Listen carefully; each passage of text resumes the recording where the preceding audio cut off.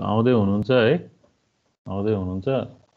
अब हाम्रो यो फर्स्ट क्लास यत्रो लङ ग्याप पछिको हाम्रो क्लास स्टार्ट हुन गइरहेछ र यो सब्जेक्ट चाहिँ हाम्रो थ्योरी अफ स्ट्रक्चर अथवा स्ट्रक्चरल एनालाइसिस 1 भनेर चाहिँ पढ्छौँ हामीले सब्जेक्टलाई चाहिँ। सुरुमा मेरै इन्ट्रोडक्सनबाट स्टार्ट गरौँ। मेरो नाम चाहिँ आकाश भट्टराई, मेरो मास्टर्स यही स्ट्रक्चरल इन्जिनियरिङमै पुल्चोक इन्जिनियरिङ क्याम्पसबाट काठमाडौँबाट चाहिँ गरेको मैले। र लास्ट 2 इयर्सदेखि चाहिँ मैले युनाइटेड टेक्निकल कलेजमै चाहिँ स्ट्रक्चरल एनालाइसिस 1 र स्ट्रक्चरल एनालाइसिस 2 भनेको अब यो सेमेस्टरमा र अर्को सेमेस्टरमा पनि मैले तपाईँहरूलाई स्ट्रक्चरल एनालाइसिस 2 भयो भने पढाउने मौका चाहिँ पाउँछु है त। अहिलेलाई चाहिँ अब हाम्रो के अरे कन्भर्सेसन अथवा हाम्रो लर्निङ प्लेटफर्म चाहिँ अब अनलाइन नै हुने भयो। ठिकै छ, यो पनि एउटा डिफ्रेन्ट एक्सपिरियन्सको रूपमा चाहिँ तपाईँले पनि लिनुपर्छ र मैले पनि लिनुपर्छ है त। डिफ्रेन्ट एक्सपिरियन्स, न्यू एक्सपिरियन्स र यो चिज चाहिँ हामीलाई लाइफ टाइम चाहिँ युज हुने चिज नै हो हैन। एउटा कुनै ठाउँमा बसेर आफ्नै घरमा बसेर होस् पढ्न पाइराखेको छ हैन। ल त्यो भन्दै हामी हाम्रो कोर्स कन्टेन्टको बारेमा चाहिँ कुरा गरौँ है त। अब हामीले स्ट्रक्चरल एनालाइसिस नाम चाहिँ सुन्दाखेरि हेभी छ, तर यदि हामीसँग एप्लाइड र स्ट्रेन्थ अफ मेटेरियलको बेस नलेज चाहिँ, मेरो आवाज सुनिरहनु भएको छ है? हजुर सर, सुनिरहेको छ। सुनिरहनु भएको छ, ल ठिक छ। हामीसँग के अरे मैले भन्न खोजेको के भन्दाखेरि हामीले स्ट्रक्चरल एनालाइसिस 1 पढ्दाखेरि हामीसँग एप्लाइड मेकानिक्स र स्ट्रेन्थ अफ मेटेरियलको राम्रो बेस भएको हुनुपर्छ। किन त भन्दाखेरि स्ट्रक्चरल एनालाइसिस त्यही चिजको अपग्रेडेड भर्जन हुँदै हुँदै हुँदै हुँदै हामी अब एप्लाइडमा के गर्यौँ, एउटा सिङ्गल होल, एउटा सिङ्गल बडीलाई लिएर चाहिँ त्यसमा चाहिँ रियाक्सन निकाल्ने काम मात्रै गरेथ्यौँ हैन। ट्रसको मेम्बर फोर्सहरू निकाल्ने काम मात्रै गरेथ्यौँ भने त्यसपछि हामी कहाँ कुनमा जम्प गऱ्यौँ, एप्लाइड पढिसकेपछि स्ट्रेन्थ अफ मेटेरियलमा जम्प गऱ्यौँ। स्ट्रेन्थ अफ मेटेरियलमा हामी अझै डेप्थमा पढेर स्ट्रेन्थ अफ मेटेरियलमा चाहिँ कुनै पनि अब पिन जोइन्टेड फ्रेम अथवा पिन जोइन्टेड फ्रेम भन्दा नि हाम्रो रिजिड जोइन्टेड फ्रेमको कुरा गरौँ। रिजिड जोइन्टेड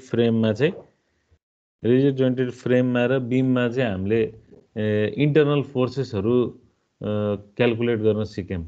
इन्टरनल फोर्सेसहरू के हुन्? नारायण प्रसाद सिग्देलजीले भन्नुहोस् त मलाई।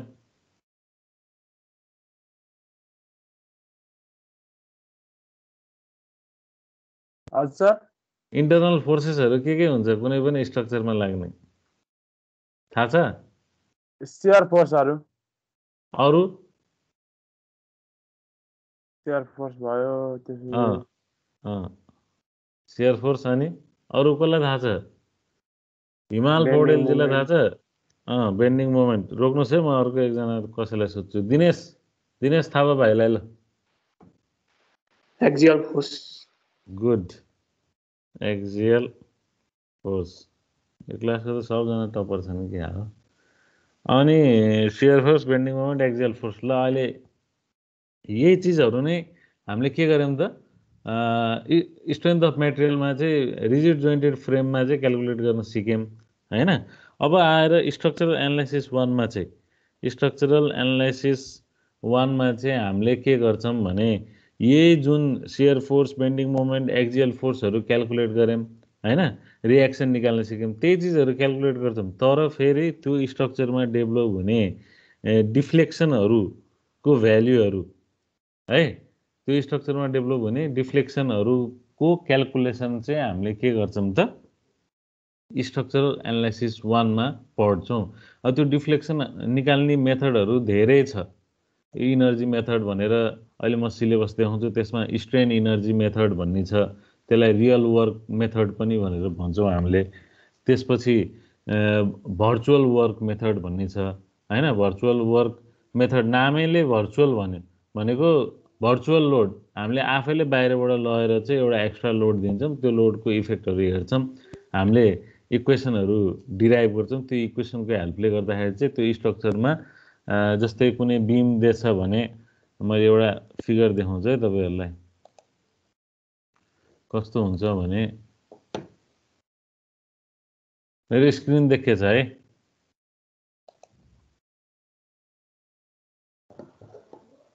हामीले के गर्छौं भने जस्तै यो हेरौँ है त यो एउटा क्यान्टिलिभर बिम दिएछ भने यो क्यान्टिलिभर बिममा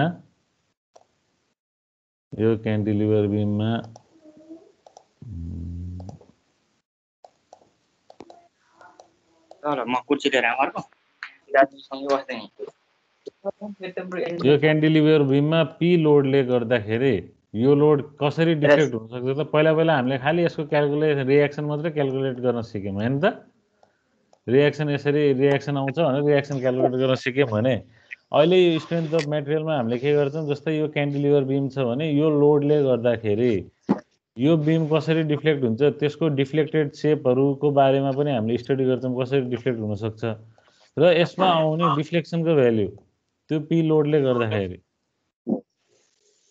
यो डिफ्लेक्सनको भ्यालु चाहिँ कति हुन्छ भनेर क्याल्कुलेट गर्न सिक्छौं प्लस डिफ्लेक्सन सँगसँगै हामीले अर्को चीज के गर्छौं त रोटेसनको कुरा पनि गर्छौं है दुई किसिमको डिस्प्लेसमेन्ट हुन्छ एउटा लिनियर डिस्प्लेसमेन्ट भन्छौं हामीले लिनियर डिस्प्लेसमेन्टलाई हामीले डेल्टाले डिनोट गर्छौं भने रोटेसनल डिस्प्लेसमेन्टलाई हामीले थीटाले डिनोट गर्छौं कुनै पनि ट्रसको कुनै पनि बीमको अथवा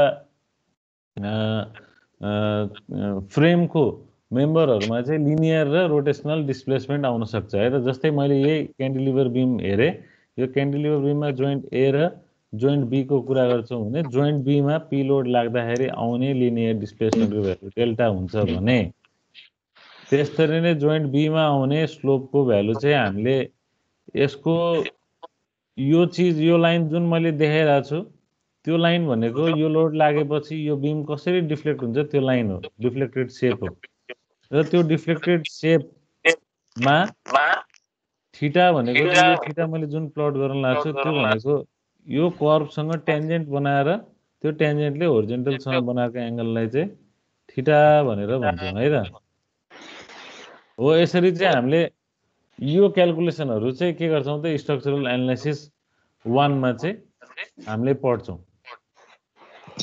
त्यसपछि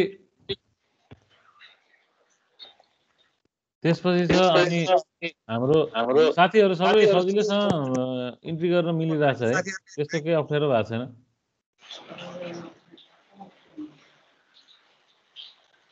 कसैलाई के यो हाम्रो क्लासमा छिर्नलाई गाह्रो त भएको छैन नि है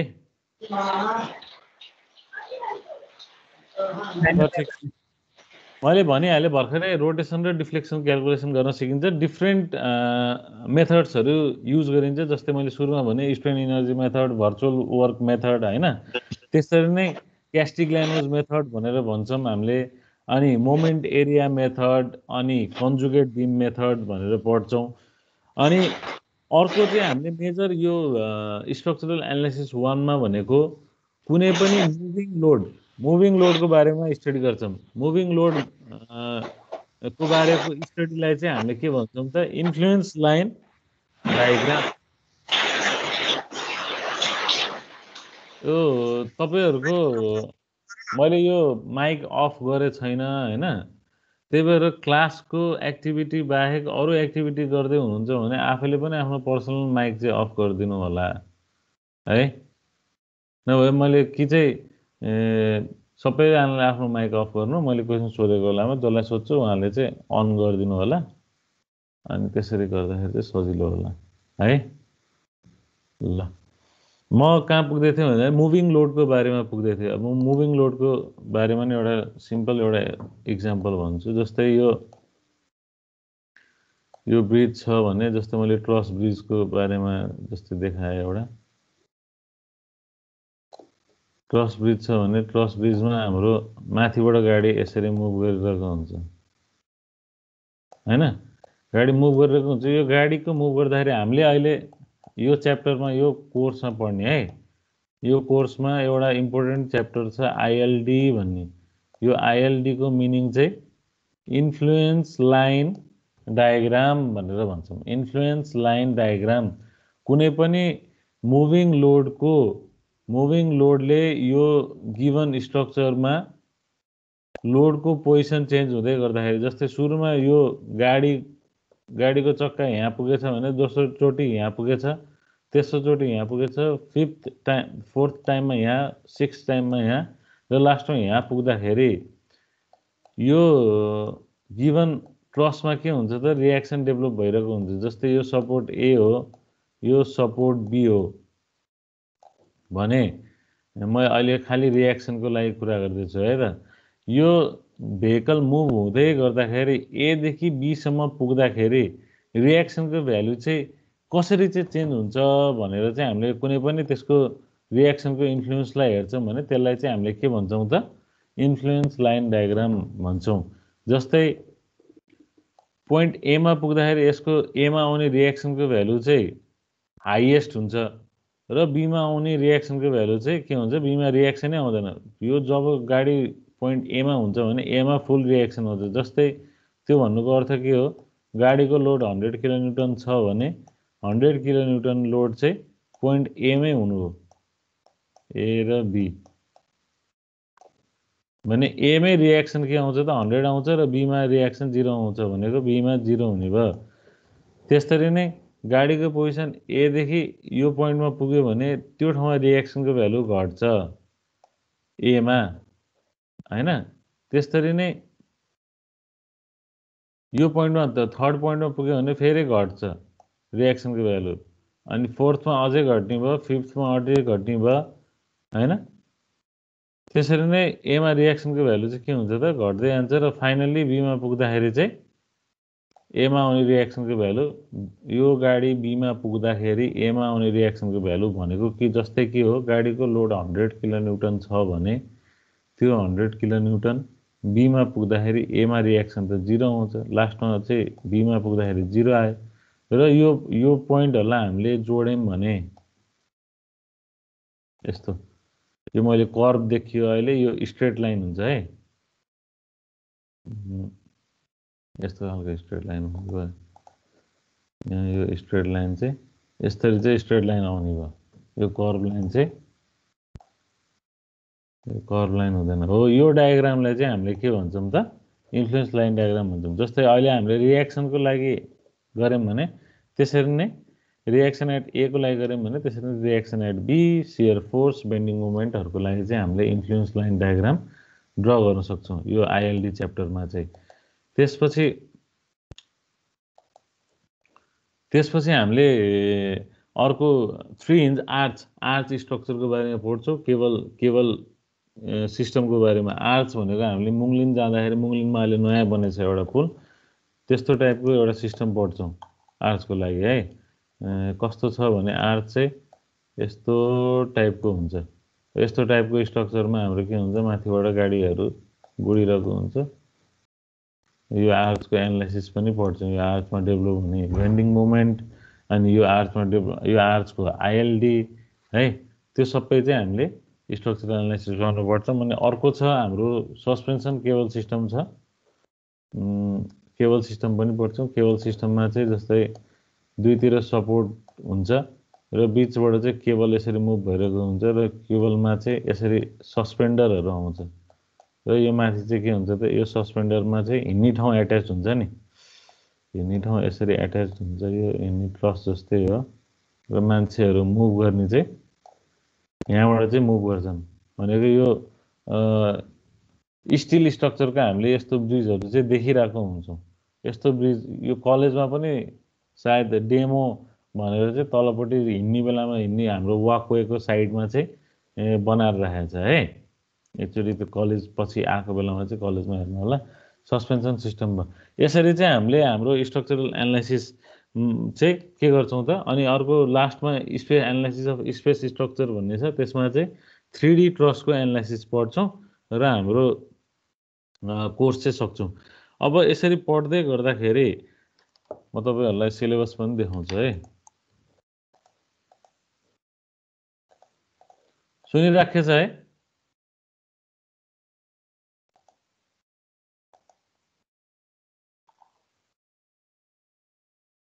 सुनिराख्नु भएको छ सबैजनाले? यस सर सुनिराख्यो। ल ठिक छ। सुने सर। ल अहिले मैले भने जस्तै अब हाम्रो अहिले म यो इन्ट्रोडक्सनको बारेमा अहिलेको कुरा गर्छु। मैले स्ट्रेन इनर्जी मेथडको बारेमा नि भने, भर्चुअल वर्क मेथडको बारेमा नि भने। त्यसपछि हामीले यो सबै यो strain energy method, virtual work method, Betti's law, Maxwell theorem, Castigliano's, अब यो slope and deflection of beam भनेर भने नि, यो सबै सुरुको च्याप्टर 2 देखि च्याप्टर 5 सम्म, च्याप्टर 2 देखि च्याप्टर 5 सम्म हामीले कुनै पनि स्ट्रक्चरमा आउने जस्तै ट्रसमा, बीममा गिभन लोडिङ कन्डिसनले गर्दाखेरि चाहिँ कसरी चाहिँ हामीले डिफ्लेक्सन र स्लोप चाहिँ क्याल्कुलेट गर्न सकिन्छ त हैन। त्यसको बेसिक प्रिन्सिपलहरु डिफरेन्ट इनर्जी प्रिन्सिपलहरु युज गरेर चाहिँ हामीले के गर्छौं, स्लोप र डिफ्लेक्सनको बारेमा मात्रै कुरा गर्छौं च्याप्टर 2 देखि च्याप्टर 5 सम्म। यो एकदम इम्पोर्टेन्ट छ है। लङ टर्मसम्म भोलि तपाईले मास्टर्स गर्दाखेरि कसैलाई अब स्ट्रक्चरमा मास्टर्स गर्न छ भने यो चीजहरु तपाईहरुलाई एकदम हेल्पफुल हुन्छ है। त्यसरी नै अघि भर्खर मैले इन्फ्लुएन्स लाइन डायग्रामको बारेमा पनि भनिहाले। त्यो कुनै पनि मुभिङ लोडले गर्दाखेरि त्यो स्ट्रक्चरको हजुर जुम गर्दिन।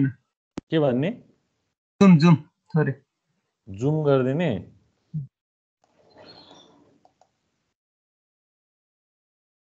है इन्फ्लुएन्स लाइन डायग्राममा चाहिँ हामीले मैले अघि स्टार्टिङमा नि भनिहाले, कुनै पनि मुभिङ लोडले गर्दाखेरि त्यो स्ट्रक्चरमा आउने रिएक्सन फोर्सेसको भेरिएसन, अनि त्यसपछि हाम्रो इन्टरनल फोर्सेसहरु, शियर फोर्सको भेरिएसन, अनि बेन्डिङ मोमेन्टको भेरिएसनहरु हामीले हेर्छौं भने त्यस्तोलाई चाहिँ त्यस्तोको स्टडी चाहिँ के हो त, इन्फ्लुएन्स लाइन डायग्रामहरु हो है त। हामीले रिएक्सन एन्ड इन्टरनल फोर्सेसको डिफरेन्ट लोडिङले गर्दाखेरि, जस्तै पोइन्ट लोड, युनिफर्मली डिस्ट्रिब्युटेड लोडहरुले गर्दाखेरि चाहिँ यो चाहिँ रियल इक्जाम्पल जस्तै लाग्छ पढ्दाखेरि।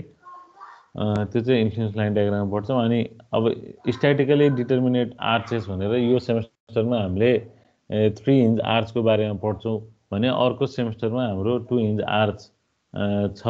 त्यही भएर यो स्पेशली यो स्ट्रक्चर 1 लाई हामीले एकदम राम्ररी, अझ स्ट्रक्चर 1 लाई राम्ररी बुझ्यौं भने स्ट्रक्चर 2 मा धेरै कुराहरु रिलेटेड हुन्छ है। त्यही भएर स्टार्टिङ देखि नै, स्टार्टिङ जस्तै आजकै क्लासबाट मैले भनेको कतिपय कुराहरु तपाईहरुले नोट डाउन गर्न नभ्याउनु नै हुन सक्छ, तर यो रेकर्डिङ चाहिँ बसिरहेछ है। रेकर्डिङ टाइम एन्ड अगेन तपाईहरुले हेर्न पाउनुहुन्छ। यो डाउनलोड गरेर राखिरहन्छु मैले। यो बेसिक कुराबाट हामीले स्टार्ट गर्छौं र त्यो कुराहरु मैले भनेको कतिपय कुराहरु सधैँभरि याद गर्नुपर्ने कुराहरु पनि हुन्छ। त्यो तपाईलाई यो अब इन्जिनियरिङ भोलि गएर सिभिल इन्जिनियरिङ प्र्याक्टिस गर्दाखेरि पनि, म पनि as a practising structural engineer, मलाई आफूलाई अहिले फिल भएको कुराहरु त्यति बेला ब्याचलर पढ्दाखेरि भन्नुहुन्थ्यो सरहरुले, यो कुराहरु चाहिँ पछिसम्म काम लाग्छ है भन्दाखेरि त्यो कुरा अहिले आएर चाहिँ ए हो रहेछ, त्यो कुरा युज हुँदो रहेछ भन्ने जस्तो हुन्छ। त्यही भएर चाहिँ तपाईहरुले पनि मैले भनेको कतिपय कुराहरु चाहिँ एकदम त्यो बेसिक कुराहरु चाहिँ बिर्सिन नहुने कुराहरु चाहिँ टिपेर राख्नु होला। स्ट्याटिकली डिटर्मिनेट आर्चको बारेमा पढ्छौं। त्यसपछि स्पेस ट्रस, 3D ट्रसको एनालाइसिस चाहिँ टेन्सन कोएफिसिएन्ट मेथड युज गर्छौं। यो चाहिँ हाम्रो लास्ट च्याप्टर लास्टमा पढ्छौं हामीले स्पेस ट्रस चाहिँ। र केबल स्ट्रक्चर छ। केबल स्ट्रक्चरको मैले अघि एउटा फिगर देखाइहालेँ तपाईलाई। साइडमा दुईतिर टावर हुन्छ र बीचमा चाहिँ हाम्रो ओभरह्याङ्गिङ केबल सिस्टम आउँछ र हाम्रो पाथवे हुन्छ है त। त्यसको पनि हामीले एनालाइसिस चाहिँ केबलको एनालाइसिसहरु गर्छौं। सर्कुलर केबल, प्याराबोलिक केबलहरुको बारेमा चाहिँ हामीले त्यसमा हेर्छौं। अब हामी हाम्रो इन्ट्रोडक्सन तिर लागौं है त। इन्ट्रोडक्सन तिर लाग्दाखेरि म तपाईहरुलाई जस्तै एउटा चीज भन्छु।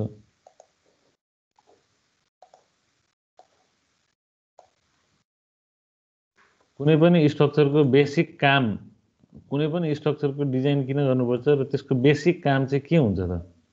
कुनै पनि स्ट्रक्चरको बेसिक काम भनेको के हो त? त्यो स्ट्रक्चरले लोड लिने हो हैन कुनै पनि स्ट्रक्चरको बेसिक काम भनेको त्यो स्ट्रक्चरले लोड लिने हो भने जस्तै यो एउटा स्ल्याब छ र यसको यो कलम हो र यसको यो चाहिँ के छ त फिक्स छ हैन यो ग्राउन्डमा यसको फाउन्डेसन हो भनौँ न यसको जग हो बेसिक टर्मिनोलोजीबाट स्टार्ट गर्छ है यो फिक्स छ यो कलम हो यो बीम हो र यो हाम्रो स्ल्याब बस्ने पोर्सन हो भने हामीसँग यो स्ल्याब बस्ने पोर्सनलाई मात्रै ह्याच गरेछु मैले स्ल्याब बस्ने पोर्सनमा धेरै किसिमको लोडहरू एक्ट गरिरहेको हुन्छ जस्तै पोइन्ट लोड त्यसपछि अर्को छ हामीसँग स्ट्रक्चरमा आउन सक्ने लोड भनेको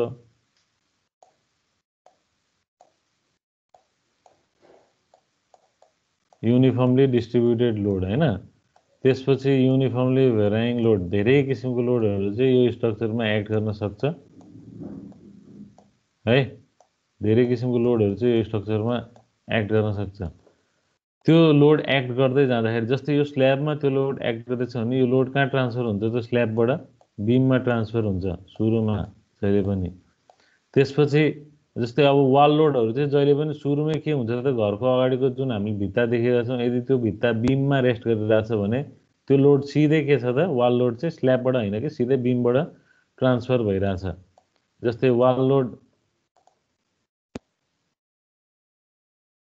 आज इन्ट्रोडक्सनको कुरा मात्रै गरिरहेको छु है तपाईँहरूसँग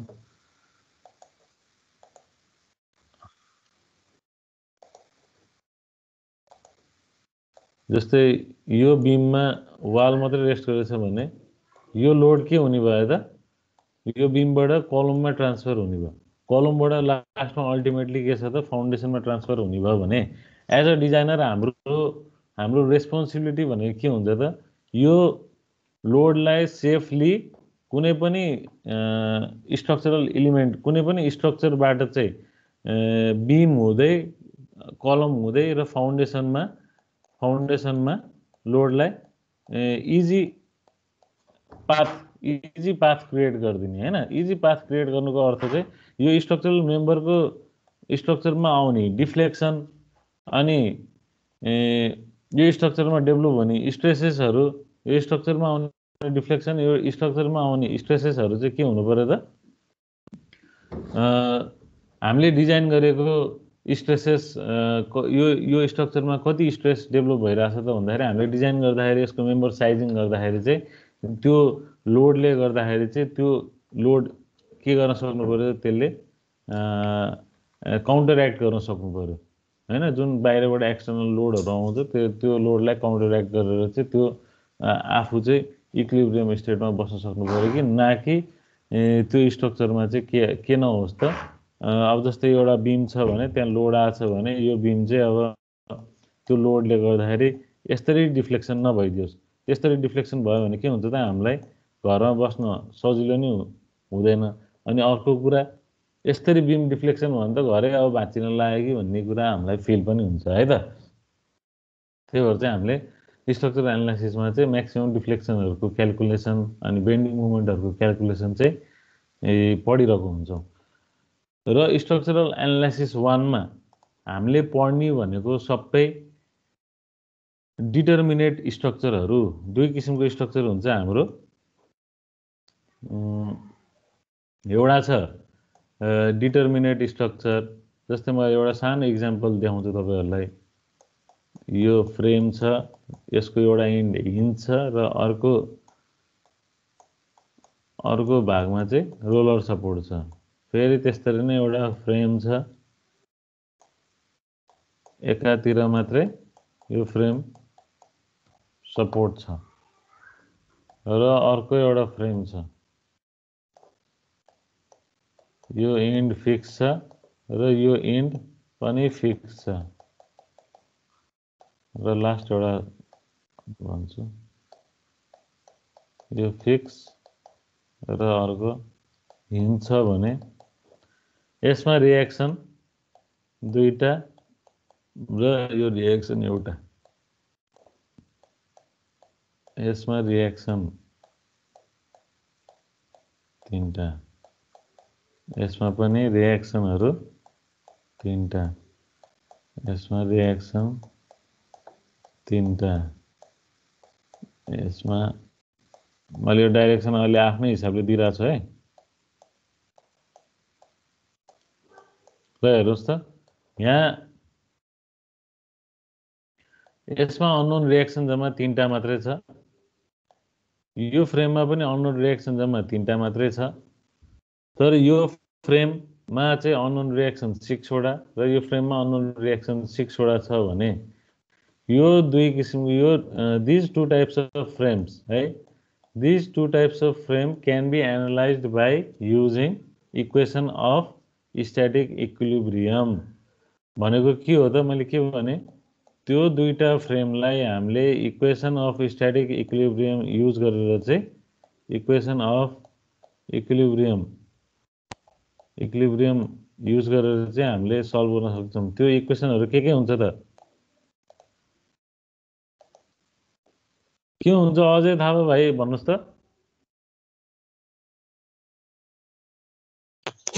के रे shear force summation of shear force 0 axial force 0 अनि त्यसपछि moment of 0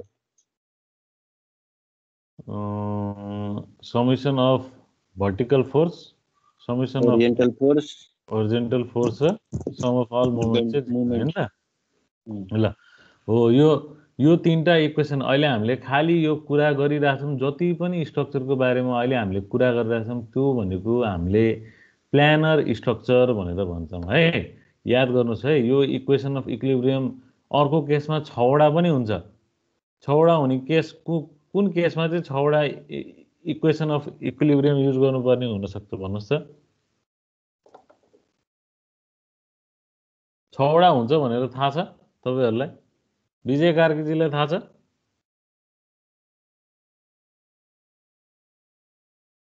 equation of static equilibrium 6 वटा पनि युज गर्न सकिन्छ तर कुन केसमा चाहिँ 6 वटा लाग्छ भन्ने कुरा थाहा छ कि थाहा छैन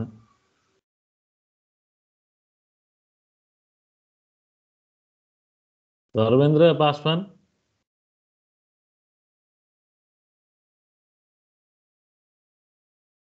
विमला श्रेष्ठ खै भन्नुस् त मैले सोधे जसको नाम लिन्छु उहाँले भन्नुस् है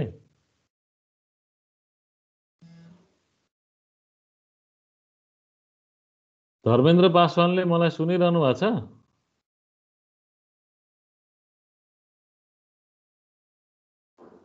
यो भनेको त्यसो भए अन मात्रै छोडेर जानु भयो जस्तो छ धर्मेन्द्र पासवान एटेन्डेन्सको लागि मात्रै अनि विमला श्रेष्ठ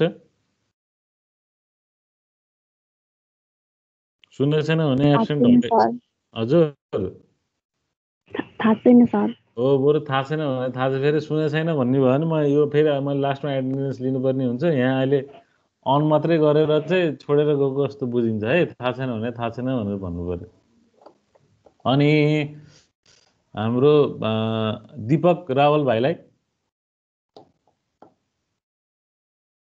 हजुर सर थाहा भयो नि त मलाई नि है ल म भन्छु है त त्यसो भए के हुन्छ भने 6 वटा युज गर्नुपर्ने कन्डिसन आउँछ त्यही मैले अघि भने नि मैले के भने अघि यो इक्वेसन अफ इक्विलिब्रियम सुरुमा तीनटा भनेर समेसन एफएक्स समेसन एफवाई र समेसन एमजेड हुन्छ है यो तीनटाको भ्यालु चाहिँ हामीले 0 राख्छौं तर 6 वटा राख्ने केस भनेको के हुन्छ भने यो अहिले हामीले हेरिराछौं सबै हेर्नु त यो 2 डाइ एक्स र वाइ डाइरेक्सनमा मात्रै के भइरहेछ हाम्रो फ्रेमहरु प्लट भइरहेछ हाम्रो जेड डाइरेक्सन छैन नि यसमा यदि स्पेस फ्रेमको केस आयो भने जस्तै 3D फ्रेमको केस आयो भने जस्तै फिगर बनाउँदाखेरि त्यही अहिले मैले बनाएको फ्रेम अघि यस्तो खालको फ्रेम बनाएको थिएँ नि हो यस्तो केस आयो भने यस्तो केसमा चाहिँ हामीले के गर्नुपर्ने हुन्छ त 6 वटा equation of we have to use 6 equation of static equilibrium त्यो 6 वटा इक्वेसन अफ स्ट्याटिक इक्विलिब्रियम चाहिँ के हुन्छ त summation FX summation FY summation FZ equals to 0 गर्नु पर्यो त्यसपछि summation MX summation MY summation MZ equals to 0 गर्नु पर्यो त्यति चाहिँ बुझ्नु पर्यो है तपाईहरुले। प्लानर स्ट्रक्चरको लागि चाहिँ हामीसँग तीनटा इक्वेसन अफ स्ट्याटिक इक्विलिब्रियम हुन्छ भने 3D फ्रेमको लागि हामीसँग available equation of static equilibrium चाहिँ 6वटा हुन्छ भनेर चाहिँ बुझ्नु पर्यो। तर हामीले 3D फ्रेम चाहिँ एनालाइसिस गर्दैनौँ है।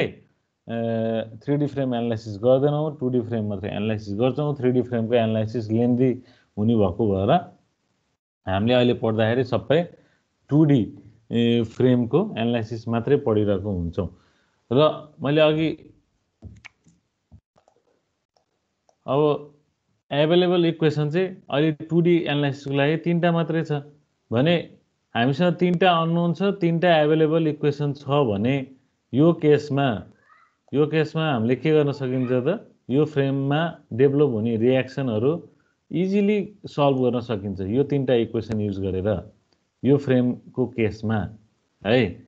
त्यसरी नै यो सेकेन्ड फ्रेम छ, यो सेकेन्ड फ्रेमको केसमा नि अननोन कतिवटा छ त हामीसँग एउटा दुईटा तीनटा छ र एभेलेबल इक्वेसन पनि 3टा छ भने यो फ्रेम पनि हामीले इजिली सल्भ गर्न सक्छौं र रिएक्सन क्याल्कुलेट गर्न सक्छौं। रिएक्सन क्याल्कुलेट गरिसकेपछि यो फ्रेममा डेभलप भएको सबै इन्टरनल स्ट्रेसहरु वी क्यान इजिली क्याल्कुलेट है त।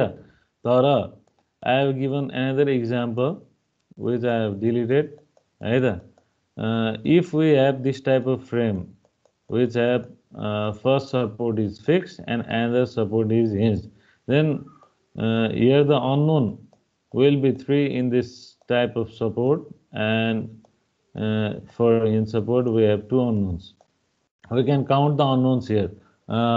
कतिवटा छ त unknown reaction यहाँ हामीसँग we have 5 unknown reactions here है। number of unknowns चाहिँ कतिवटा छ त 5 छ। 5 unknowns र नम्बर अफ एभेलेबल इक्वेसन चाहिँ कतिवटा छ त 3 छ भने के हुन्छ त भने we cannot solve this frame by using only this 3 equation of static equilibrium. We need additional 2 equation. How do you get 2? By subtracting 5 from 3. We need additional 2 equation by which we can solve this frame है त। Additional दुईटा equation हामीले निकाल्छौं। त्यो additional दुईटा इक्वेसनलाई हामीले के भन्छौं कम्प्याटिबिलिटी equation भनेर भन्छौं। र यो 2 जुन भ्यालु आयो यो 2 भ्यालु भनेको हाम्रो के भन्छौं त हामीले 2 भ्यालुलाई चाहिँ यो भ्यालुलाई चाहिँ हामीले स्ट्याटिक इन्डिटरमिनेसी भ्यालु भनेर भन्छौं। यो हामीले अहिले डिटेलमा हेर्छौं है। मैले अहिले खाली एउटा बेस बनाउनको लागि मात्रै भनिरहेको छु। यो 2 भ्यालुलाई चाहिँ हामीले स्ट्याटिक इन्डिटरमिनेसी भन्छौं भने अब यो यसमा यो दुईटा frame this 2 type of frame does not belong to the category in this type of frame है त। यो दुईटा टाइपको फ्रेम र यो फ्रेम चाहिँ एउटै क्याटेगोरीमा पर्दैन। यो दुईटा टाइपको फ्रेमलाई हामीले इक्वेसन अफ इक्विलिब्रियम युज गरेर सल्भ गर्न सक्छौं भने यस्तो टाइपको फ्रेमलाई हामीले के भन्छौं भने डिटरमिनेट अथवा यस्तो टाइपको स्ट्रक्चरलाई डिटरमिनेट स्ट्रक्चर भनेर भन्छौं। डिटरमिनेट स्ट्रक्चर DITERMINAT है। यो नोटहरु म सबै प्रोवाइड गर्छु। अहिले मैले खाली बुझाइराछु है। यो राइटिङ नराम्रो भयो भनेर नभन्नु होला। जुन सुन्नु है राम्ररी अझै। जुन स्ट्रक्चरलाई जुन फ्रेमलाई जुन ट्रसलाई हामीले equation of static equilibrium use गरेर यो equation of static equilibrium use गरेर सजिलैसँग त्यसको रिएक्सन फोर्सेसहरु र त्यसमा डेभलप भएको इन्टरनल फोर्सेसहरु क्याल्कुलेट गर्न सक्छौं भने त्यस्तो टाइपको स्ट्रक्चरलाई हामीले के भन्छौं डिटरमिनेट स्ट्रक्चर भन्छौं भने यो इक्वेसन अफ स्ट्याटिक इक्विलिब्रियम मात्र युज गरेर चाहिँ त्यो स्ट्रक्चरमा चाहिँ डेभलप हुने रिएक्सन फोर्सेस र इन्टरनल फोर्सेसहरु हामीले क्याल्कुलेट गर्न सक्दैनौं र एडिशनल इक्वेसन अफ कम्प्याटिबिलिटी हामीलाई चाहिन्छ भने त्यस्तो टाइपको स्ट्रक्चरलाई चाहिँ हामीले इन्डिटरमिनेट स्ट्रक्चर भन्छौं है। ल यसरी चाहिँ हामीले डिटरमिनेट र इन्डिटरमिनेट स्ट्रक्चरको बारेमा पढ्यौं। यो मैले किन भने भन्दाखेरि हामीले स्ट्रक्चर 1 मा पढ्ने भनेको सबै के हो त सबै स्ट्रक्चर 1 मा पढ्ने भनेको सबै डिटरमिनेट स्ट्रक्चर स्ट्रक्चर 1 मा पढ्ने भनेको सबै डिटर्मिनेट स्ट्रक्चरमा डेभलप हुने डिफ्लेक्सन रोटेसनहरू चाहिँ हामीले स्टडी गर्छौं र स्ट्रक्चर 2 मा के हुन्छ त इन्डिटर्मिनेट स्ट्रक्चर हुन्छ स्ट्रक्चर 2 मा हाम्रो इन्डिटर्मिनेट स्ट्रक्चर पढ्छौं इन्डिटर्मिनेट स्ट्रक्चरलाई सल्भ गर्नको लागि चाहिँ हामीले के गर्छौं कम्प्याटिबिलिटी इक्वेसन फोर्स डिफर्मेसन रिलेसनशिपहरू युज गरेर चाहिँ हामीले सल्भ गर्छौं है इन्डिटर्मिनेट स्ट्रक्चरलाई सल्भ गर्नको लागि पनि सुरुमा हामीले स्ट्रक्चरलाई चाहिँ के बनाउनु हुन्छ त अहिले यो चीज हामीले राम्ररी सल्भ गर्न सिक्यौं भने जस्तै यसमा यो होरिजोन्टल फोर्सले गर्दाखेरि कति यसमा डिफ्लेक्सन आउँछ यो पोर्सन यो फ्रेमको यो पोर्सनमा हुने क्याल्कुलेट गर्न सिक्यौं भने पछि गएर यस्तो टाइपको फ्रेम पनि हामीले एनालाइज गर्नुपर्ने हुन्छ र यहाँ होरिजोन्टल फोर्स लाग्दाखेरि कति डिफ्लेक्सन आउँछ भनेर क्याल्कुलेट गर्नुपर्ने हुन्छ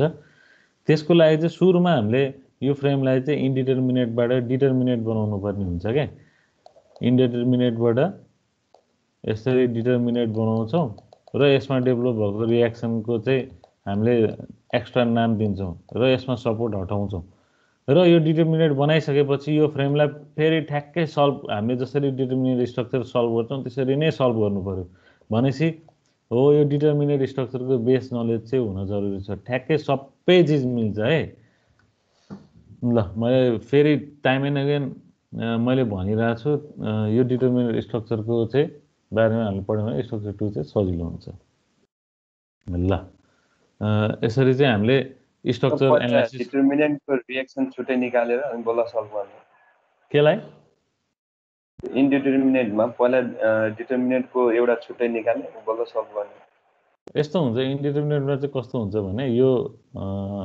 यो फ्रेम छ यो फ्रेमलाई चाहिँ मैले के गरे अहिले डिटर्मिनेट बनाए भने यसमा यो दुईटा रिएक्सन कम्पोनेन्टहरुको मैले नाम राख्दिन्छु के R1 र R2 भनेर राख्छु अनि यो R1 र R2 को टर्ममा मैले एउटा इक्वेसन बनाउँछु के त्यो हामीले स्ट्रक्चरल एनालाइसिस 2 मै हेर्छौं है डिटेलमा अहिले चाहिँ खाली के मात्रै बुझौं भने हामीले यो डिटर्मिनेट स्ट्रक्चरलाई चाहिँ एनालाइसिस गर्न सिक्छौं भनेर मात्रै बुझ्नुस् अहिले यो इन्डिटर्मिनेटतिर जानु पर्दैन है त यसको एडिसनल इक्वेसनहरु बनाएर चाहिँ हामीले सल्भ गर्न सिक्छौं के यो R1 र R2 दिएर इन्डिटर्मिनेट स्ट्रक्चरमा चाहिँ सुरुमा चाहिँ R1 र R2 निस्किन्छ R1 र R2 निस्किसकेपछि चाहिँ अनि बल्ल हामीले एडिसनल इक्वेसनबाट R1 र R2 निस्किन्छ त्यसपछि R1 र R2 निस्किएपछि त इक्वेसन अफ इक्विलिब्रियम युज गरेर पनि हामीले सल्भ गर्न सकिन्छ नि त है ल यति भइसकेपछि हाम्रो मैले डिटर्मिनेट स्ट्रक्चरको बारेमा पनि भने इन्डिटर्मिनेट स्ट्रक्चरको बारेमा पनि भने स्ट्रक्चर हामीलाई किन चाहिन्छ अनि अर्को कुरा स्ट्रक्चरल एनालाइसिसमा र स्ट्रक्चरल डिजाइनमा के फरक छ कसैलाई थाहा छ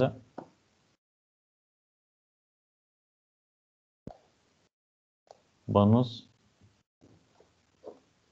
ट्राई गर्ने हो है जबसम्म ट्राई एउटा कुरा के सिक्नुस् भने जसले ट्राई गर्छ उसको मिल्ने चान्सेस 50% हुन्छ है ट्राई नगर्नेको मिल्ने चान्सेस जहिले पनि 0 हुन्छ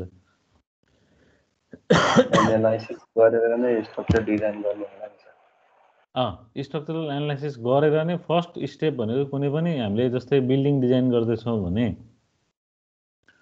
कुनै पनि बिल्डिङ डिजाइन गर्दैछौं भने सुरुमा डिजाइन गरेर एनालाइसिस हुँदैन के जस्तै यो बीम छ भने यो बीममा given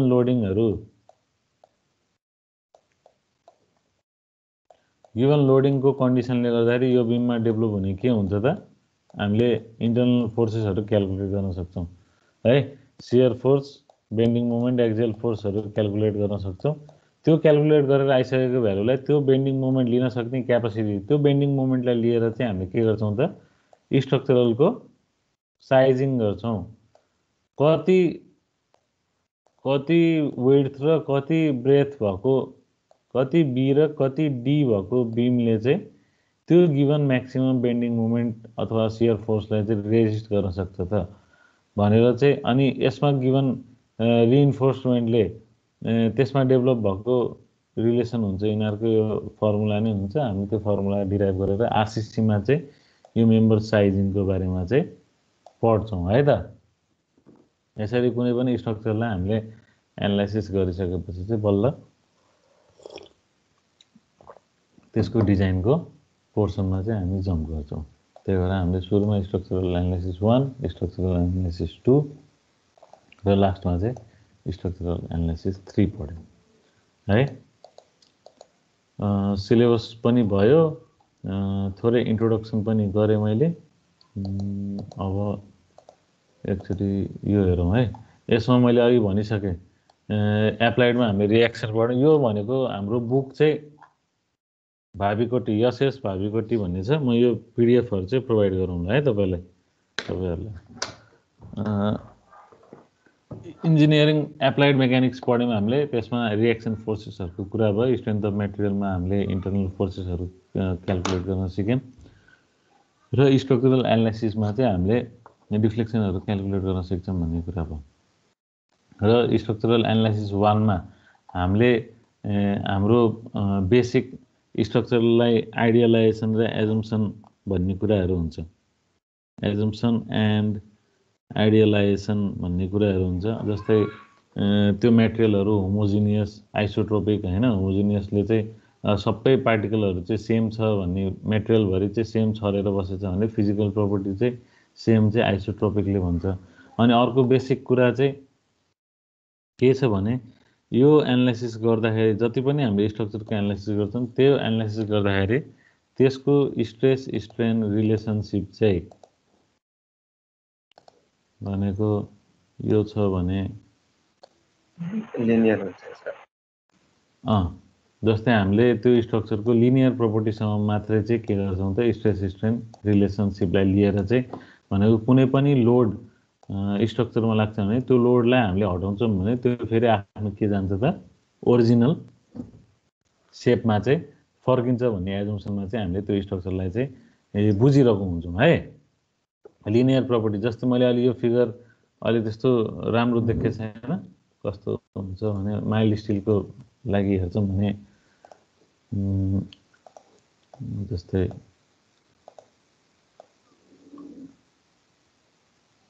mild स्टिलको stress strain diagram कस्तो हुन्छ, स्ट्रेट हुने भयो। त्यसपछि चाहिँ यहाँबाट यस्तो कर्भ भएर अनि यस्तरी जान्छ नि होइन। भनेको यो लाइन भन्दा यतापट्टिको पोर्सन चाहिँ हाम्रो के हो त इलास्टिक जोन हो। अनि यो लाइन भन्दा यतापट्टिको पोर्सन चाहिँ हाम्रो प्लास्टिक जोन हो। यो डायग्राम चाहिँ स्ट्रेस, यो चाहिँ वाइ अर्डिनेटतिर स्ट्रेस र एक्स अर्डिनेटतिर स्ट्रेन हो भने यो भनेको यो लाइन स्ट्रेट भइन्जेलसम्म जति स्ट्रेस बढाउँदै जान्छौँ त्यति नै स्ट्रेन बढ्दै जान्छ। र यो लिमिट अफ प्रोपोर्सनालिटीसम्म चाहिँ हामीले कन्सिडर गर्छौँ भने त्यो चाहिँ हाम्रो सिस्टम चाहिँ के हुन्छ त लिनियर सिस्टम भनेर भन्छौँ है। हामीले सबै पढ्ने भनेको लिनियर सिस्टममै बसेर चाहिँ पढ्छौँ र योभन्दा पछाडिको प्रपर्टीहरू चाहिँ लाई चाहिँ हामीले के भन्छौँ नन लिनियर प्रपर्टी भनेर भन्छौँ। यो ग्राफ नै के छ त कर्भ छ, त्यही भएको भएर चाहिँ यताको पछाडिको प्रपर्टीलाई नन लिनियर प्रपर्टी अथवा यो प्लास्टिक प्रपर्टी पनि भनेर भन्छौँ हामीले। प्लास्टिक प्रपर्टीमा पुग्दाखेरि पनि त्यो स्ट्रक्चरले चाहिँ लोड लिन सक्छ, तर हामीले चाहिँ लिनियर प्रपर्टीको इन्डलाई मात्रै लिएर चाहिँ हामीले एनालाइसिस गरिरहेको हुन्छौँ। त्यो भनेको के भयो, हामी एकदम सेफ साइड राखेर चाहिँ स्ट्रक्चर डिजाइन गर्दाखेरि चाहिँ काम गरिरहेको हुन्छौँ भन्ने कुरा चाहिँ बुझिन्छ है त। त्यसपछि छ अब बाउन्ड्री कन्डिसन। यो चाहिँ एकदम इम्पोर्टेन्ट छ है। यो बाउन्ड्री कन्डिसन चाहिँ बाउन्ड्री कन्डिसनमा के हेर्छौँ भने हामीले जस्तै हामीसँग तीनटा किसिमको सपोर्टको बारेमा चाहिँ हामीले पढिरहेको हुन्छौँ। तीनटा सपोर्टहरू हामीसँग छ। जस्तै एउटा फर्स्ट सपोर्ट छ फिक्स सपोर्ट, सेकेन्ड सपोर्ट छ जस्तै रोलर सपोर्ट भनौँ, थर्ड सपोर्ट चाहिँ हामीसँग छ हिन्ज सपोर्ट। सबैजनालाई थाहा छ यसमा आउने रिएक्सनहरू कतिवटा हुन्छ भनेर। यसमा तीनटा रिएक्सन डेभलप हुन्छ। अब नयाँ कुरा थाहा हुन्छ है। यसमा रिएक्सन एउटा हुन्छ र यसमा रिएक्सन दुईटा हुन्छ।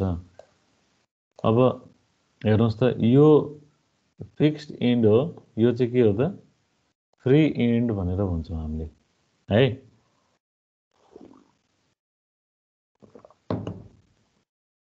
यो फिक्स्ड इन्ड यो फ्री इन्ड हो भने फ्री इन्डमा चाहिँ जहिले पनि फ्री इन्डमा एकदम याद गर्नुपर्ने कुरा है, यो हाम्रो न्युमेरिकलमा चाहिने कुरा हो हामीलाई। फ्री इन्डमा जहिले पनि जस्तै कुनै लोड लाग्छ भने त्यो लोडले फ्री इन्डमा जहिले पनि एउटा लिनियर डिस्प्लेसमेन्ट आउँछ र अर्को चाहिँ के आउँछ त रोटेसनल डिस्प्लेसमेन्ट आउँछ। फ्री इन्डमा जहिले पनि फ्री इन्डमा जहिले पनि लिनियर डिस्प्लेसमेन्ट र रोटेसनल डिस्प्लेसमेन्ट आउँछ। र अर्को इन्ड छ हामीसँग फिक्स्ड इन्ड। अब फिक्स्ड इन्डको कुरा गरौँ। फिक्स्ड इन्डमा रियाक्सनहरू चाहिँ के हुन्छ त तीनटा आउँछ र फिक्स्ड इन्डमा जस्तै यो एक्सटर्नल लोड लाग्छ भने यो जहिले पनि यति पर्सेन्टसम्म स्ट्रेट भएर यो चाहिँ अनि बल्ल यसरी चाहिँ डिफ्लेक्ट हुन सक्छ के भनेको। फिक्स्ड इन्डमा हाम्रो लिनियर डिस्प्लेसमेन्ट पनि आउँदैन र रोटेसनल डिस्प्लेसमेन्ट पनि आउँदैन भनेर भनेको है। अब यसमा छ, यसमा रियाक्सन रोलर सपोर्ट छ। रोलर सपोर्टमा रियाक्सन कतिवटा आउँदो रहेछ त एउटा मात्रै आउँदो रहेछ, त्यो कुरा बुझ्नु पर्यो।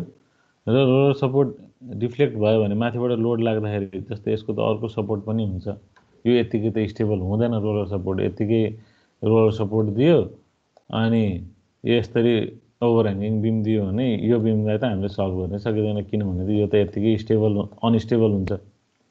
दुईटा रोलर सपोर्ट दियो भने पनि के हुन्छ, यो अनस्टेबल हुन्छ।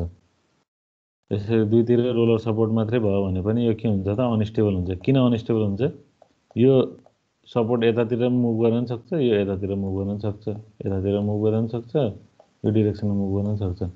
यसले रेजिस्ट गर्ने भनेको खालि यसको नर्मलमा आउने लोडलाई मात्रै के गर्छ त रेजिस्ट गर्न सक्छ। अलोङ द सपोर्ट चाहिँ यो जता पनि मुभ गर्न सक्छ है। रोलर सपोर्टले चाहिँ एउटा रियाक्सन आउने भयो र यसमा चाहिँ यो रोलर चाहिँ अलोङ द सपोर्ट चाहिँ जता पनि मुभ गर्न सक्यो। यसको linear displacement along the support चाहिँ हुन्छ है, त्यो कुरा याद गर्नु पर्यो। र अर्को चाहिँ के छ भने यसमा चाहिँ सपोर्टमा चाहिँ के आउँछ त डिस्प्लेसमेन्ट आउँछ। थीटाको भ्यालु चाहिँ लिनियर डिस्प्लेसमेन्ट चाहिँ थीटा चाहिँ लिनियर डिस्प्लेसमेन्टको भ्यालु चाहिँ आउँछ। रोटेसनल डिस्प्लेसमेन्ट है, linear displacement along the member हुन्छ र रोटेसनल डिस्प्लेसमेन्ट एट सपोर्ट, यो सपोर्ट चाहिँ जसरी नै रोटेट गर्न सक्छ भन्ने कुरा भयो। त्यसरी नै छ हाम्रो अर्को छ हिन्ज सपोर्ट।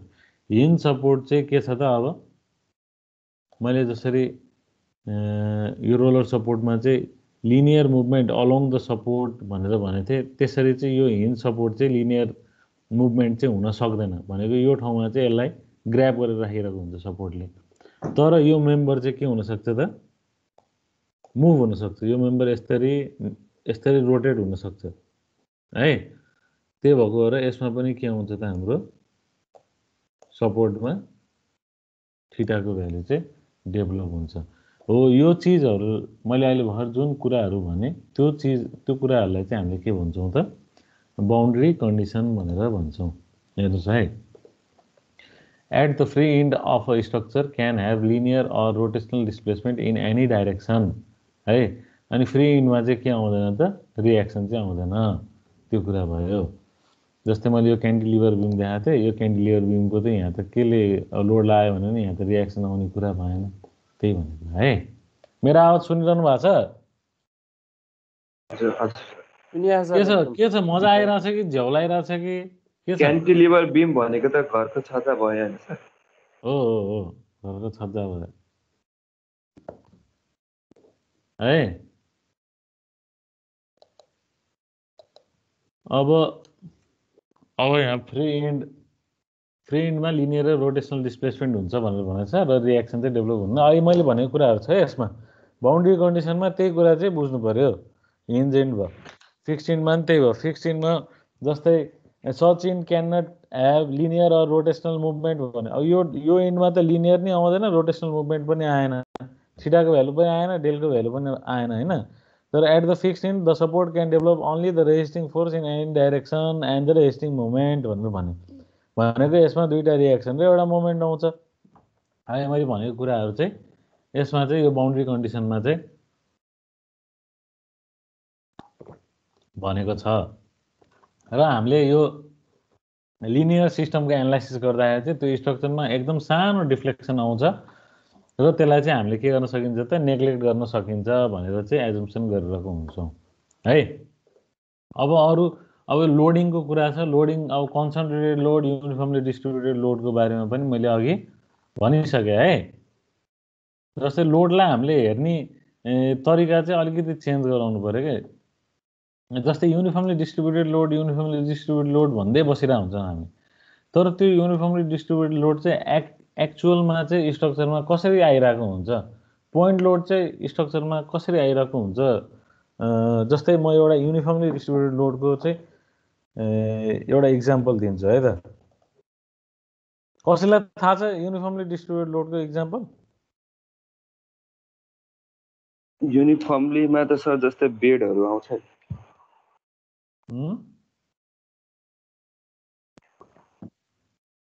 स्ल्याबको लोड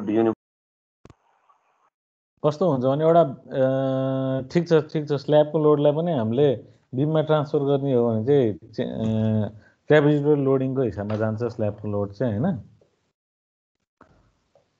स्ल्याबको लोड चाहिँ हामीले पछि तपाईँहरूले आरसिसीमा पढ्नुहुन्छ यसरी चाहिँ जान्छ क्या।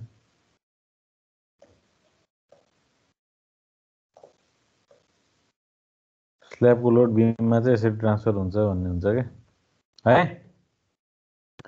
अहिले चाहिँ मैले एउटा सिम्पल इक्जाम्पल जुन हाम्रो यो ब्रिक वालहरू हुन्छ नि घरको, अहिले तपाईँहरूकै आँखा अगाडि भित्ता होला होइन, माथि बसिरहनु भएको छ भने यो ब्रिक वालको त सर्टेन हाइट विड्थ र के छ। जस्तै यो ब्रिक, अब म यो एउटा इक्जाम्पल दिन्छु अनि आजको लागि इन्ड गरेर भोलि हामी च्याप्टर 1 चाहिँ मजाले इन्ट्रोडक्सन गरौँ है। जस्तै यो ब्रिक वाल छ भने यसको आफ्नो लेन्थ छ, मानौँ लेन्थ 5 मिटर छ र यसको विड्थ 0.25 मिटर छ र हाइट चाहिँ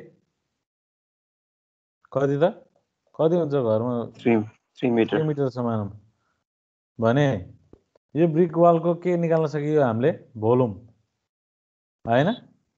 भोल्युम भनेको कति आउने भयो 5 × 3 ×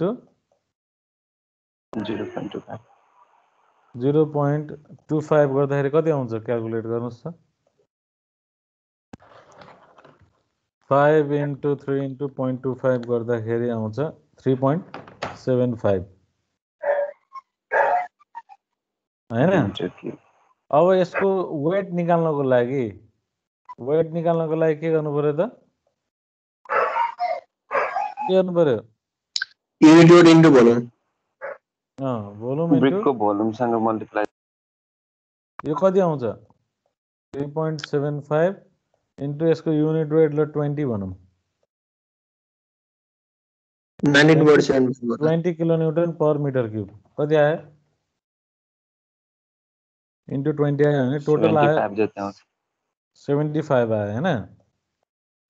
हो यो ब्रिक वालको टोटल लोड चाहिँ कति रहेछ त 75 किलोन्युटन रहेछ है। 75 किलोन्युटन रहेछ भने अब जस्तै एउटा कुनै 5 मिटरको बिम छ,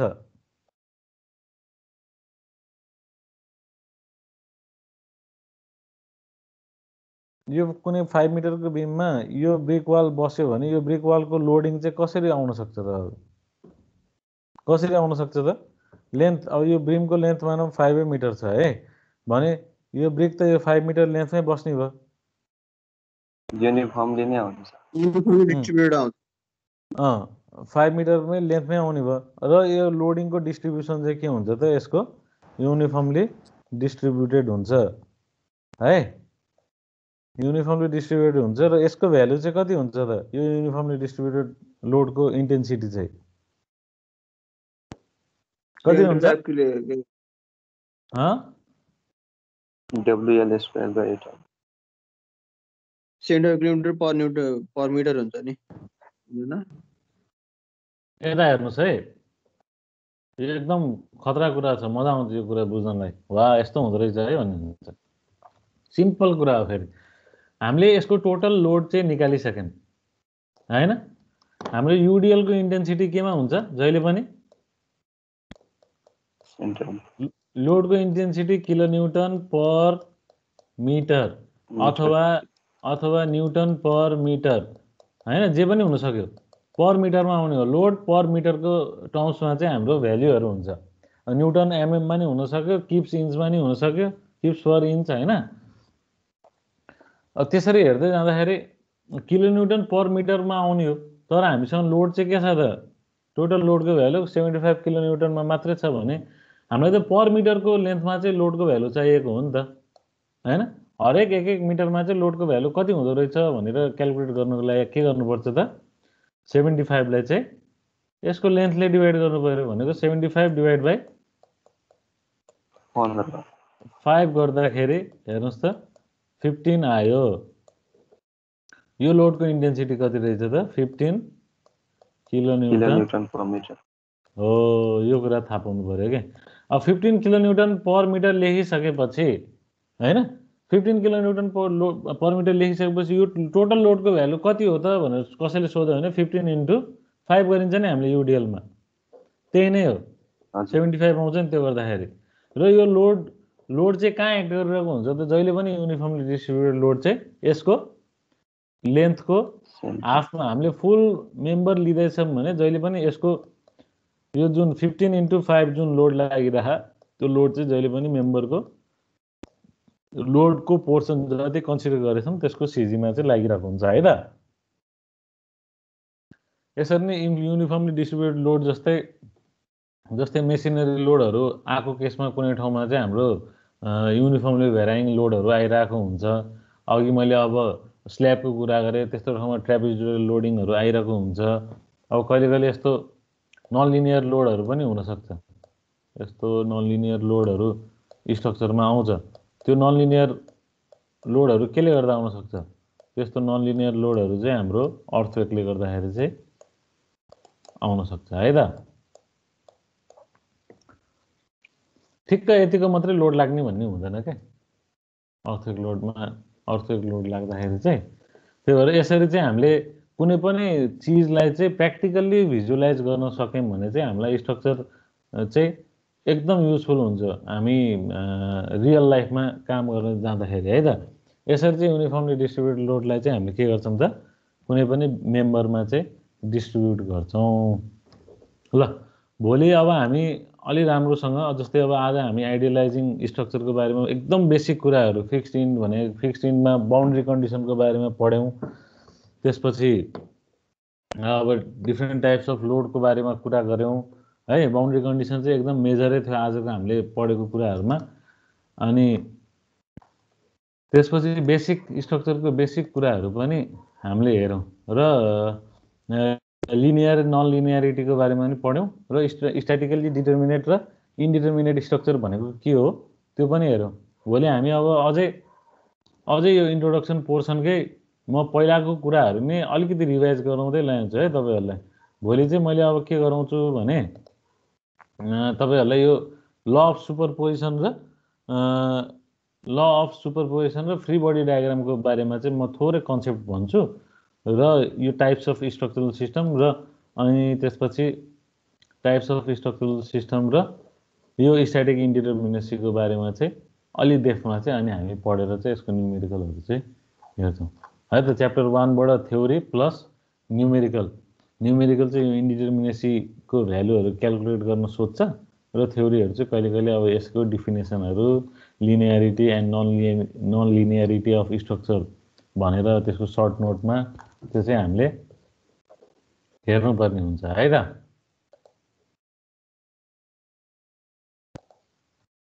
ठिक छ, सबैजनालाई केही छ सोध्नुपर्ने मलाई?